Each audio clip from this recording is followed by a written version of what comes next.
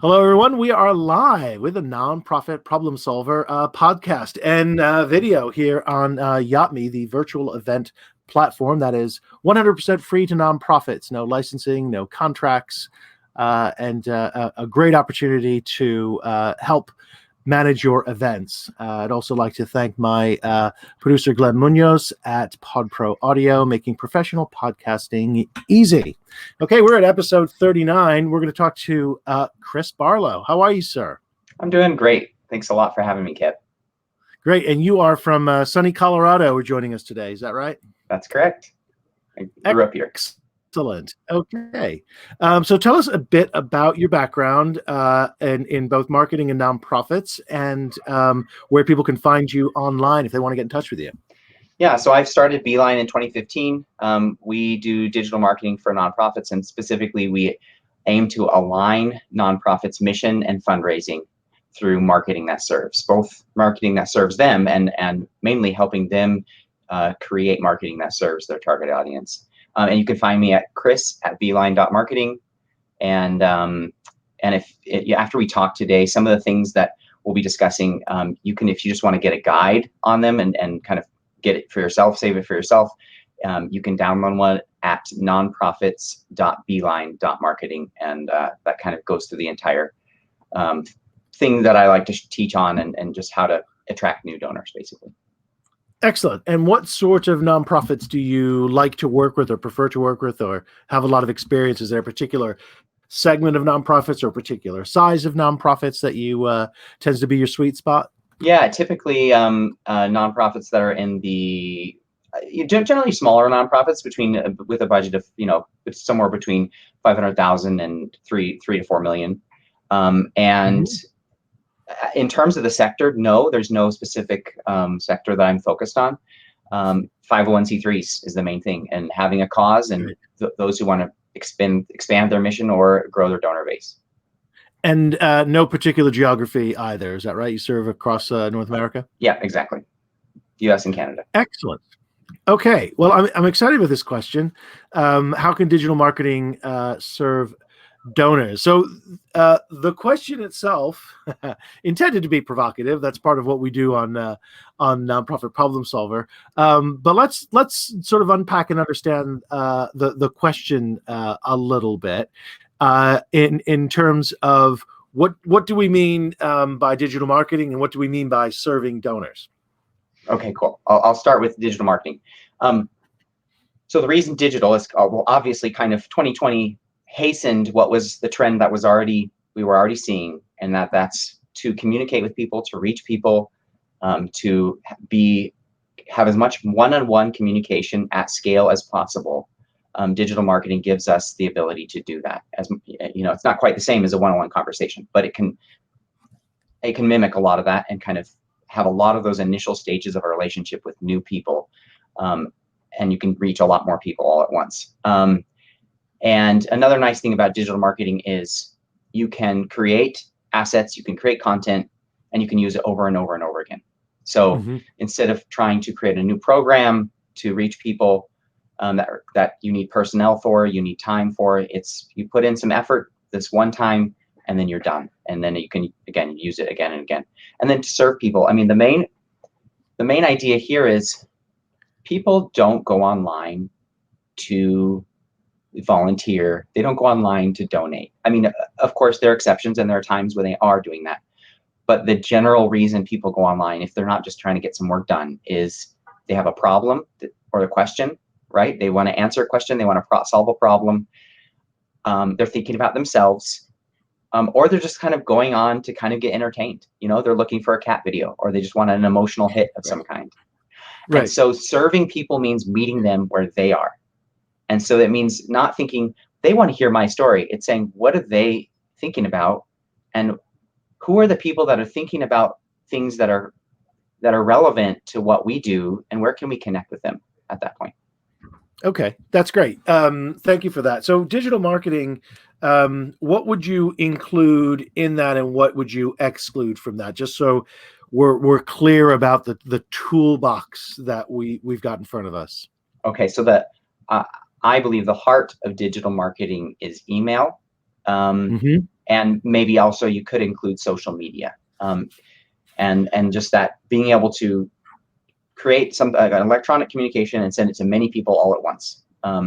Nice thing about email is you can send it to every single email address. The nice thing about social media, it's kind of almost feels more personal, or it can be you can have that individual conversation with someone. The downside with social media being, you don't own it, so things can change. It can be really hard to reach even your own followers. It also includes advertising.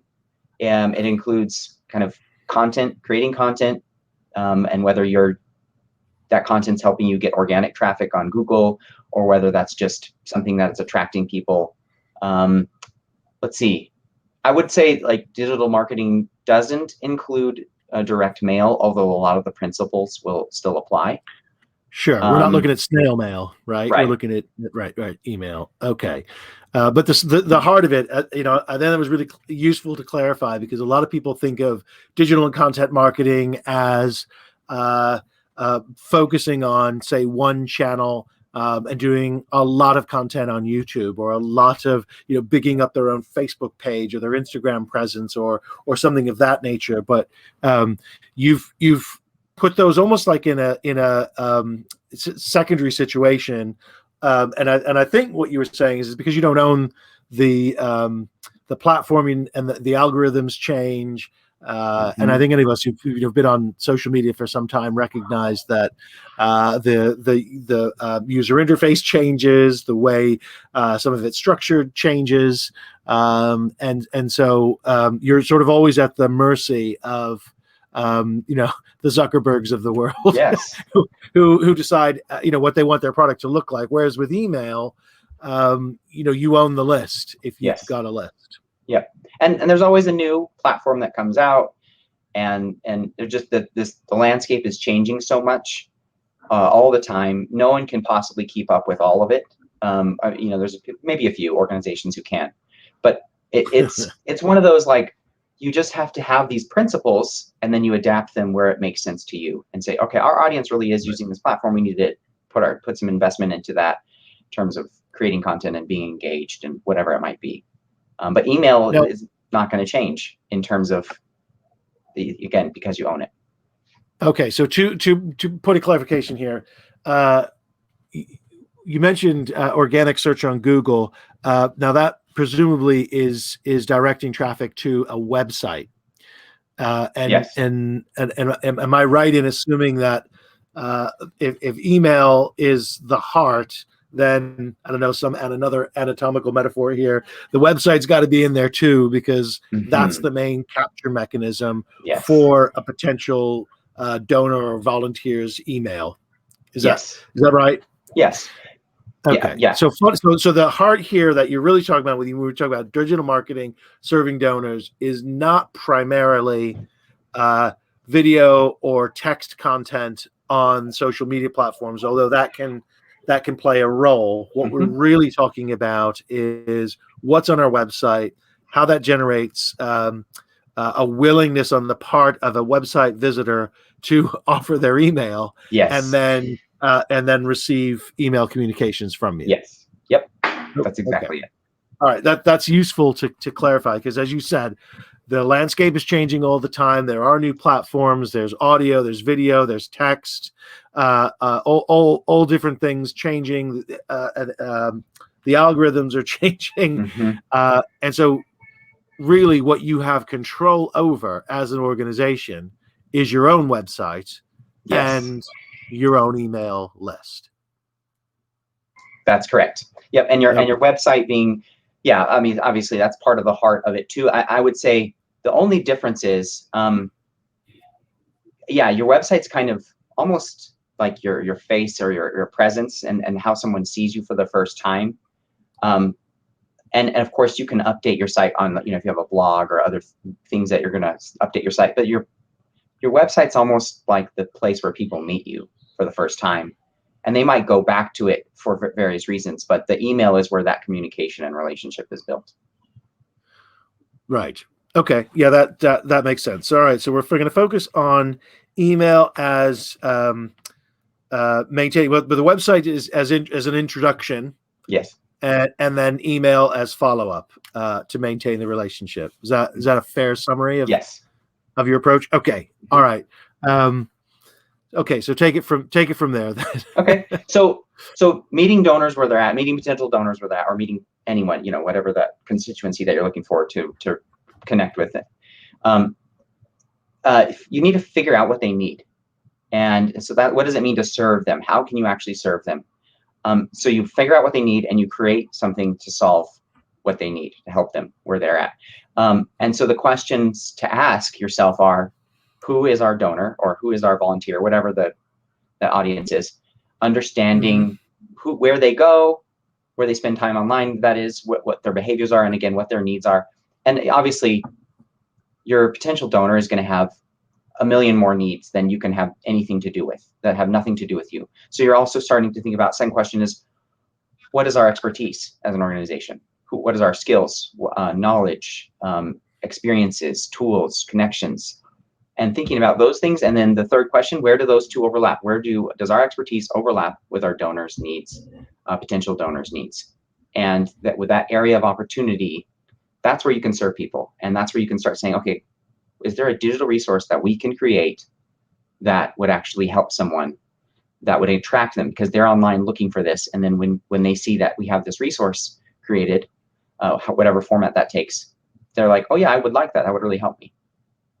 So what sort of resources might a donor, prospective donor be looking for? So I thought it's a great point you made. People don't go online to with donating in mind. They don't go online with volunteering in mind. They go on to get a dopamine hit, really, as you said, or get a question answered, or find out some information. And so if they come across, let's say, even they start, on a social media platform, they bump into some form of content that suggests to them that they might get their needs, that particular need, solved by visiting your website, clicking through. What is that? What sort of needs might those be, or questions might they be asking that you've had worked with your clients to address? Yeah, I mean, the format of the content can take all kinds of, it can look all very, very different. But I mean, it might be as simple as a petition. You have a specific cause. Okay, yeah, that's a good one. Petition. And they might not, they're not there to download anything or get anything. They're just like, I believe in this. I want to add my support to it. That requires the least amount of time from you to create. In terms of, you just are creating a page basically, and you have a plan for what you're going to do with the petition. You need to explain that and have a plan in place, but you're not, actually putting together some kind of digital guide or a video or an online course or whatever. But yeah, you could also create an ebook, a short, 10-page, 20-page, up to, it doesn't have to be a, full-size book, but some kind of downloadable PDF, a checklist, a guide, whatever it might look like, that addresses those issues that they can. So, for example, if I could interject there, if you are, say, a homelessness agency, so you might do an ebook on the nature of the problem in your particular community, for example. Yes, or like how to help a family member who's struggling with homelessness. How do you balance both wanting to help and wanting to help them help themselves? Right. And where is helping hurting them? Or if you're an animal sanctuary, your main focus is helping these animals, protecting them, caring for them. But like, you can create a quiz on how to pick a good veterinarian, or how to pick, whether you should get pet insurance, or how to train a certain kind of pet. There's a million ideas out there, right? I've worked with a nonprofit that helps parents, and one of their really effective resources is a guide on kids' anger, helping kids when kids get angry, and what to do. So these types of resources, particularly the ebook, the how-to type of thing, is a way for the nonprofit to demonstrate some expertise or authority in its area of work.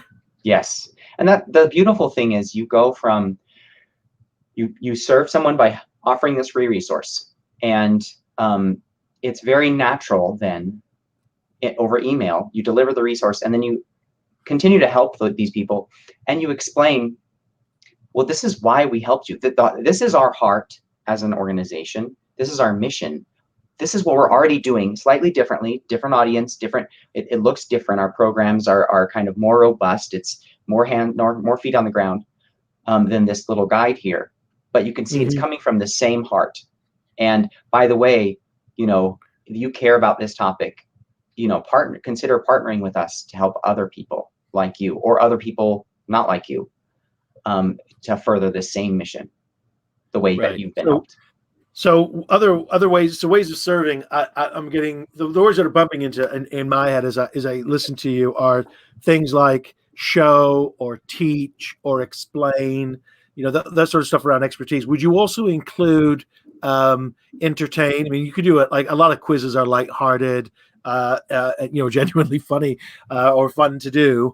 And as you said, people might be going out looking for a cat video. Definitely. I mean, this is where like the arts, museums and the arts can really come in and entertain. They can teach something and hit people where they're thinking about, they just want to learn information. So you can, you know, on the teaching and entertainment side, you know, a theater company could put together little short videos that instruct and or entertain. You know, they could do a series of how to audition well, and then put that in front of local give it to local teachers and say, we have this short little series on how to audition well, made by our actors. And by the way, if you ever want to come to our shows, you know, we'd love to see you guys, and you can, you know, connect with the actors there and in person. And you're starting to build a relationship by starting with, how can we help and teach what we know? Right. And would you recommend that nonprofits listening to this consider this type of engagement where they're explaining or teaching or indeed entertaining while they do it, rather than say, I think a default for a lot of executive directors or boards or even social media folks to be like, oh, we need to tell our story.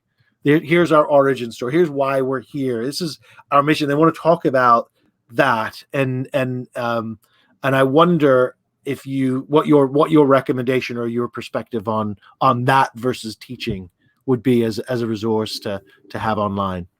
So your story is relevant, and it's great to tell your story. It can work.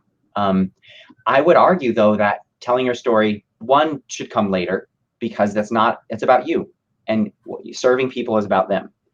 Right. And so that story comes in that part where you're saying, by the way, this is why we created this. This is why we're well positioned to help you, because this is our story. And the other thing too is how much more effective and powerful is it for someone to experience a part of your mission themselves and it to be their own story than for you to tell a story about someone else?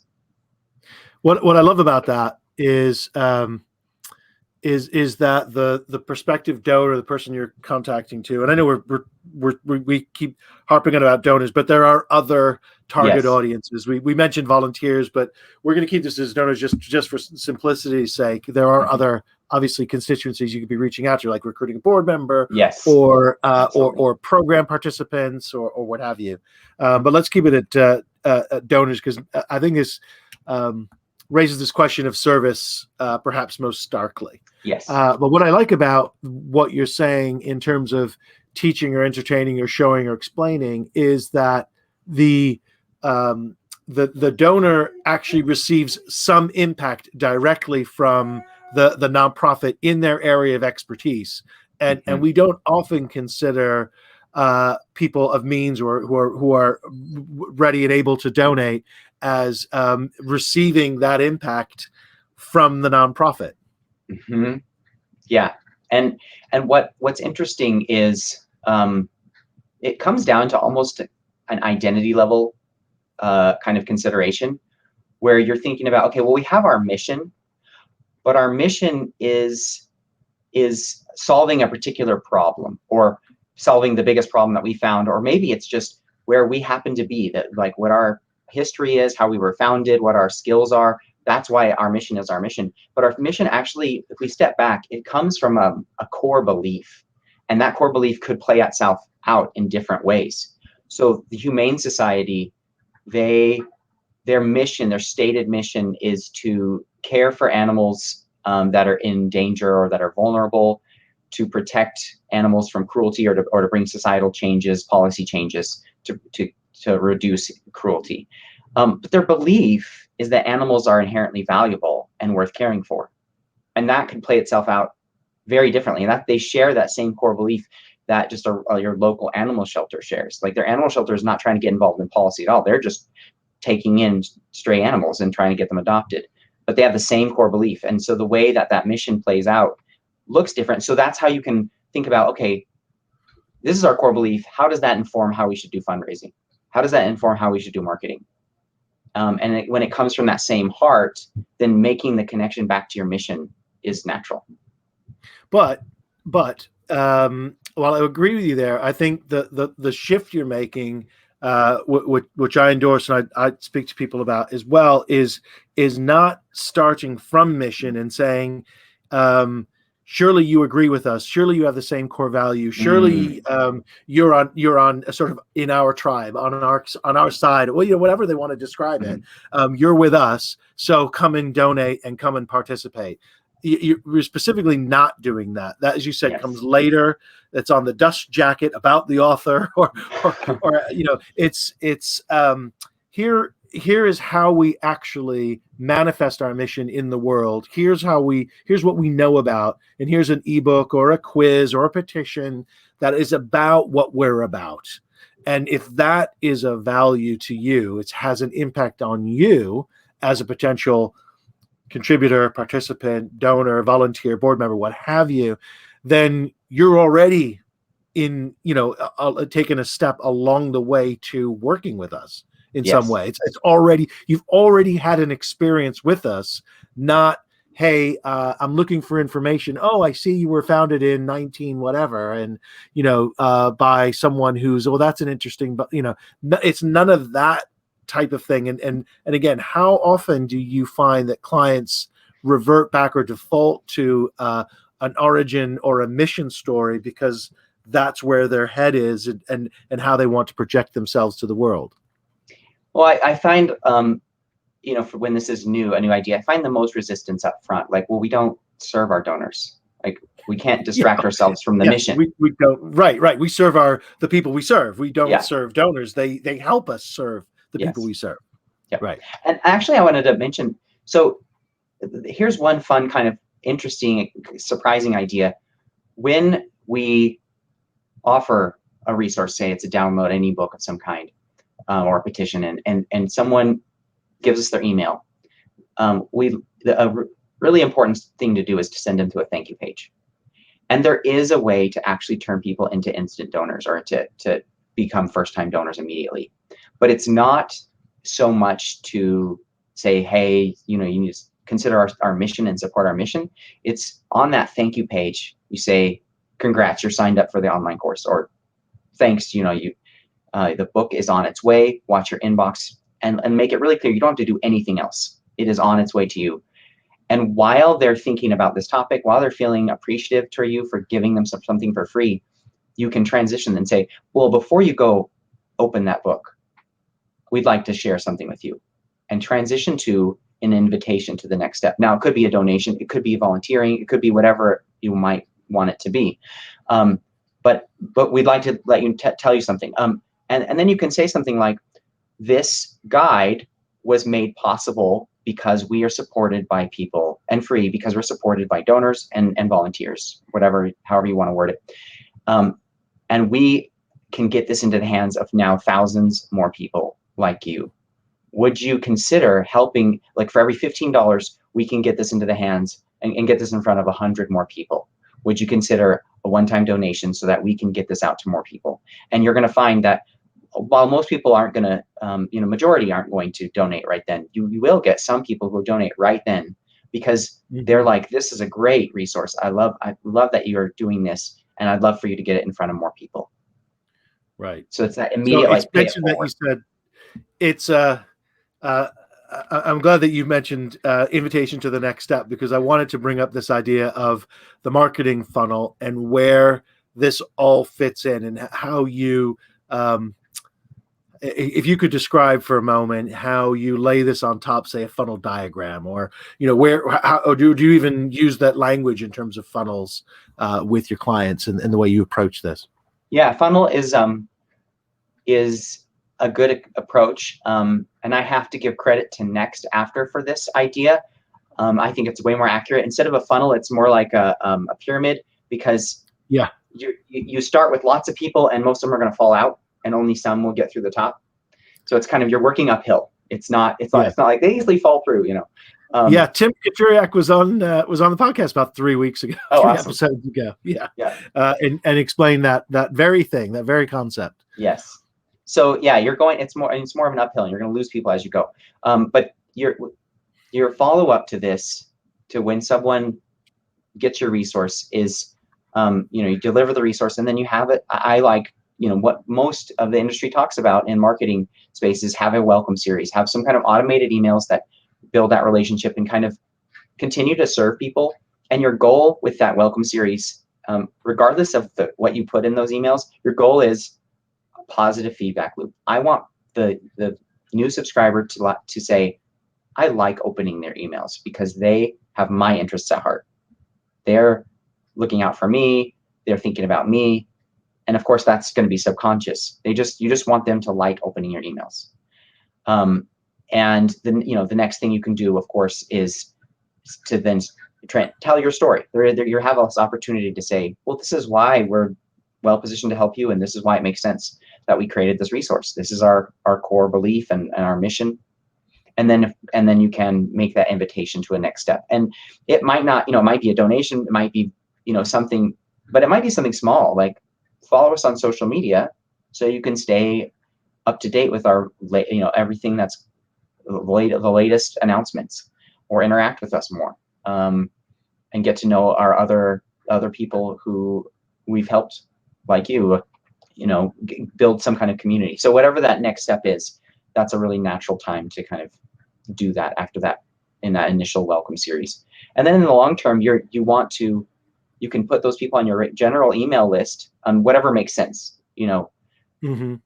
Segmenting your email is really important, but continuing to invite those people and to invest in those people and serve them.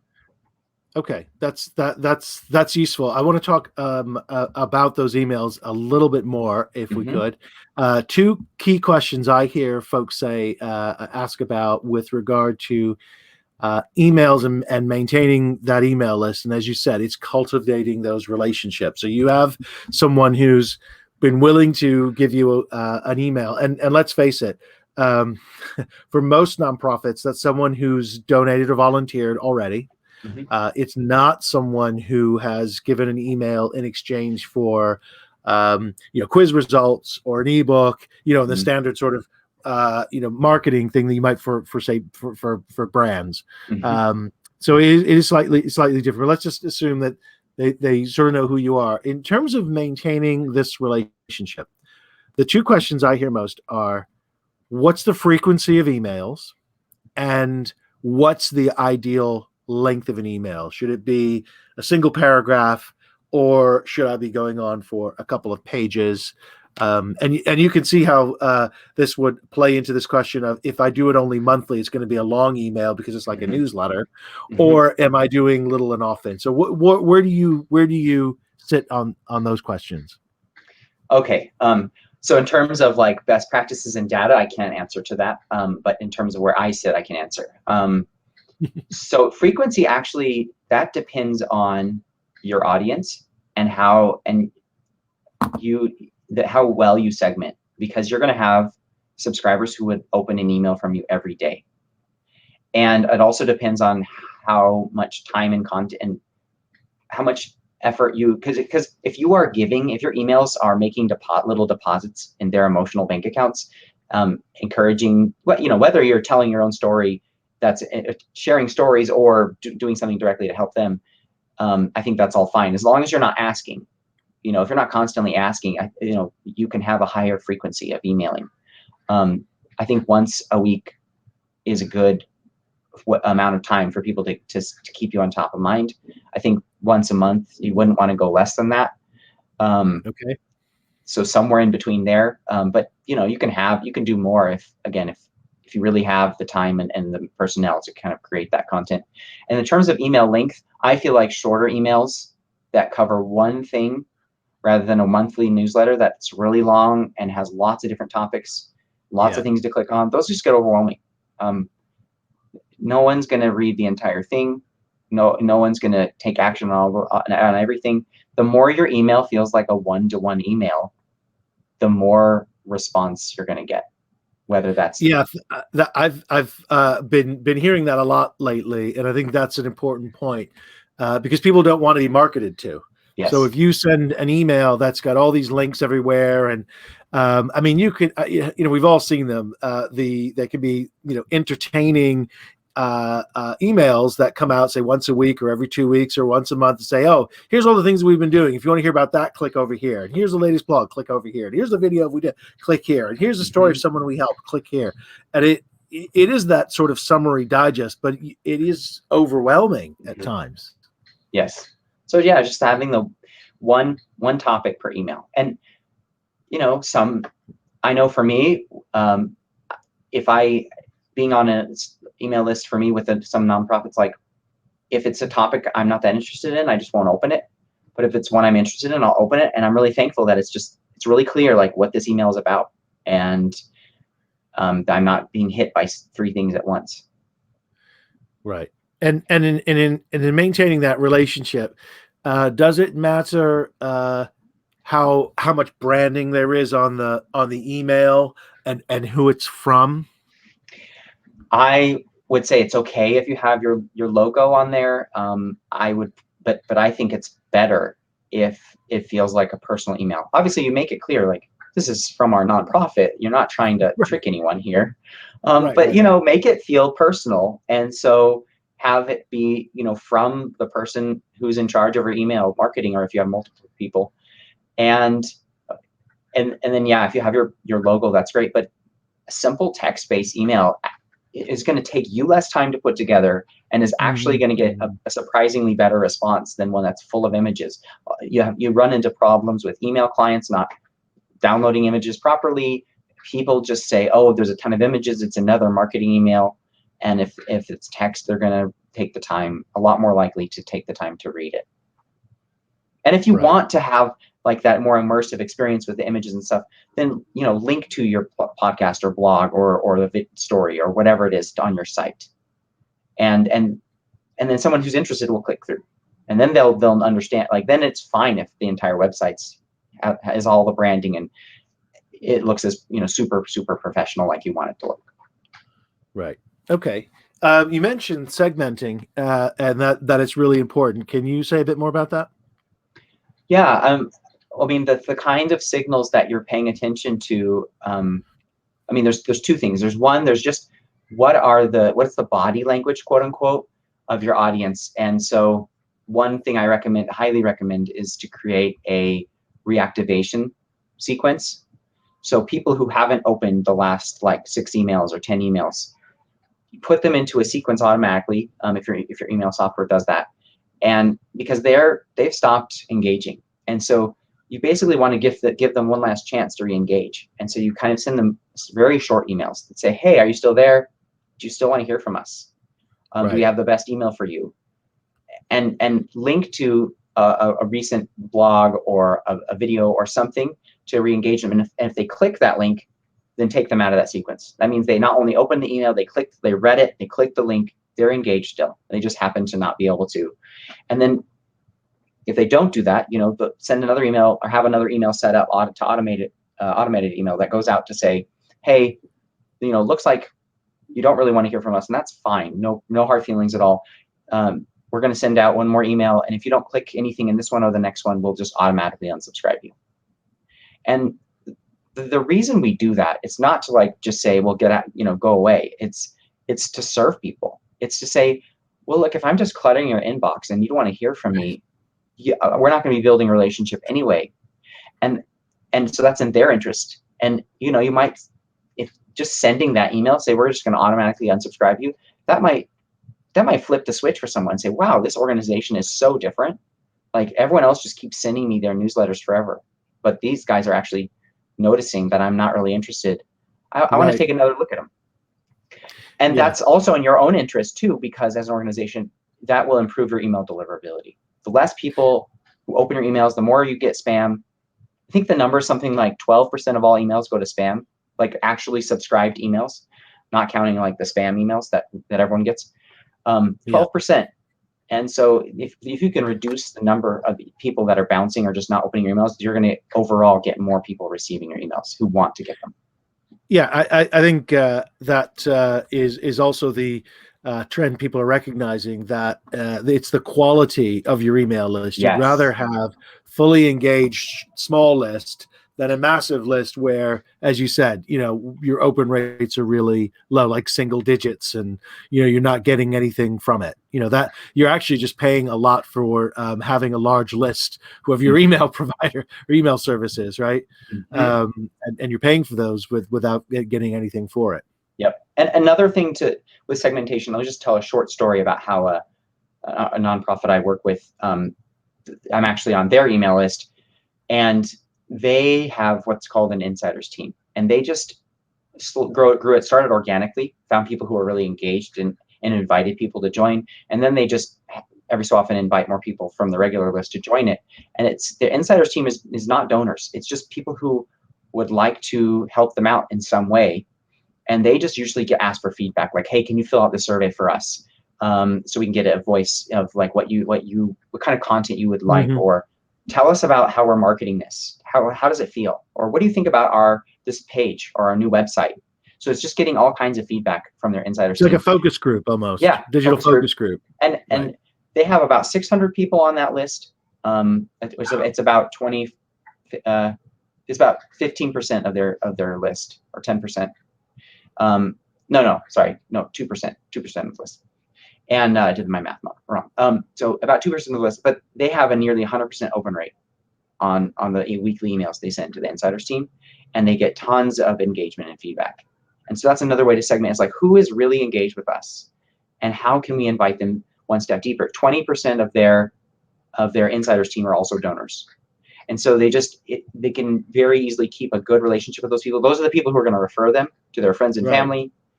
So I think let me just turn that around. 80%, 20% of their insider list who are opening every email. You mentioned 600. 20% of those are donors. 80% are not. So it might come as a shock to some people to realize that you can have 80%. You can have a group of people, whatever size, 60, 600, 6,000, opening your emails every single time you send them, and still only 20% will convert to donors.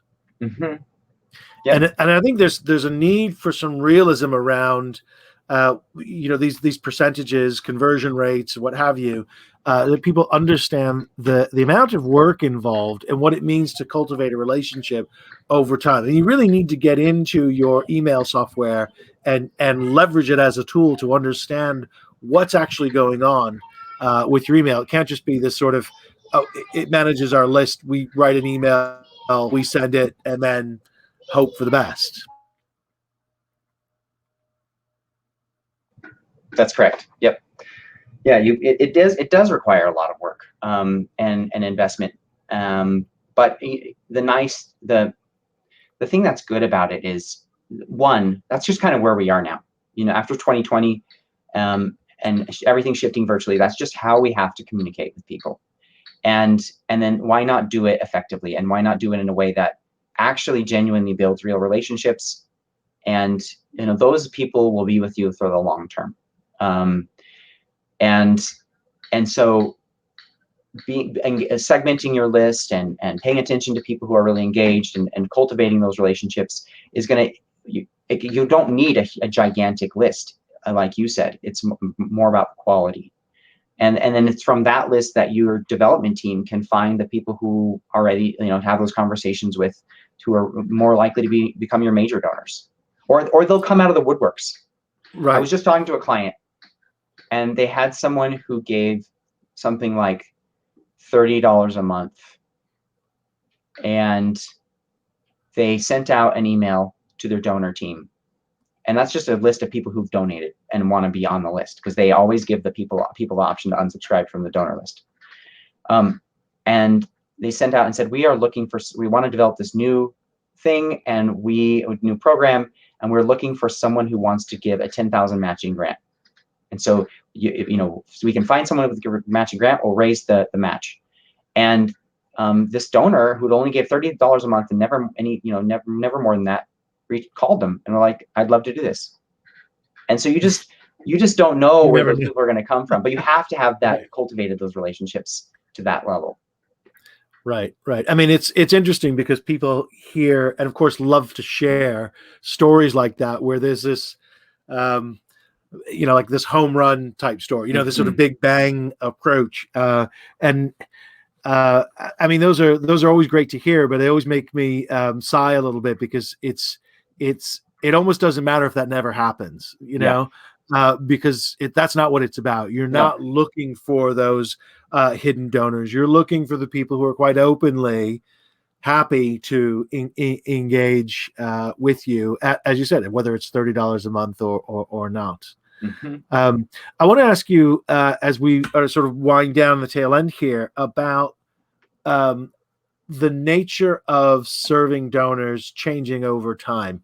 So we spent a lot of time talking about the funnel and attracting people and getting them from introduction, the website, and then cultivating a relationship through email, where you're perhaps serving in a different way. So we started this idea of service with teaching or entertaining, quizzes, petitions, ebooks, that sort of stuff. How does that service change over the course of relationship building via email? What does it look like for someone who, that 80% of really engaged people who don't donate, and then those who do? How does that notion of service change over time? That was a really good question. I mean, part of it is just your heart as an organization, and are you keeping your subscribers, donors, supporters, volunteers, are you keeping their interests at heart? And so, and this is just general, best practice. You need to be depositing into people's accounts, quote unquote account, their emotional account, and not just asking for them all the time. And are you casting a vision so you can, now they're really engaged with you as an organization, and they're not just there for just the way that you help them. So, are you showing them where you guys are headed, and telling stories along the way? Are people partnering with you? Are you like in this desperate position, like begging people to help you, or are they partnering with you? And you're just the point person to move forward. But I mean, what do you think, Kev? I'm curious what you think. I was thinking that as people as people's relationship with the organization matures, they've let's just say they're getting weekly emails on a specific point. They occasionally click onto the website. They follow on social media and so on. I think that the relationship has to change from one that initially feels one-to-one. Like I've got this personalization reaching out and speaking. I know this is an email that goes to lots of people, but I feel like I'm being spoken to directly. So I get that. But after a while, and possibly not very long at all, I want to feel like I'm part of a community, that I'm connecting to other people, not just the organization, but to a broader group of people associated with the organization. In other words, if we're climbing up, turning over as next after, say, the funnel into a mountain, if I'm climbing up the mountain with this organization, who else is here with me? Yes. Yep. Yeah, I think that's definitely the right direction to go.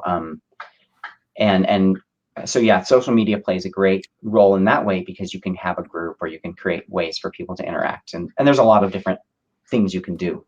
But having a community, the image that came to mind, we'd climbing up mountains, like, who's hiking up here with us, like mud runners, people are like, we're a team and we got to get, but it's not quite that. It's not just like a physical difficult challenge mentally or physically, but it is that camaraderie. And I think that's one thing that's so effective about the Insiders team too, even using that language, like you belong, like you are one of the insiders, and knowing that the kind of some of the more intimate goings on in our organization, you're our partners, we depend on you. that kind of idea and understanding.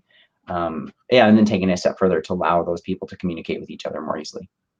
Yeah, it's an interesting balance, I think, and I haven't come across anything that seems to speak to it directly. But I think there's this, whether it's a donor, volunteer, board member, however your supporters are, this need, in a sense, maybe it's a dual need, a combined need to have a one-to-one relationship with the organization, but also feel part of the community. In other words, and it's how do you go sideways with other supporters and interact with them?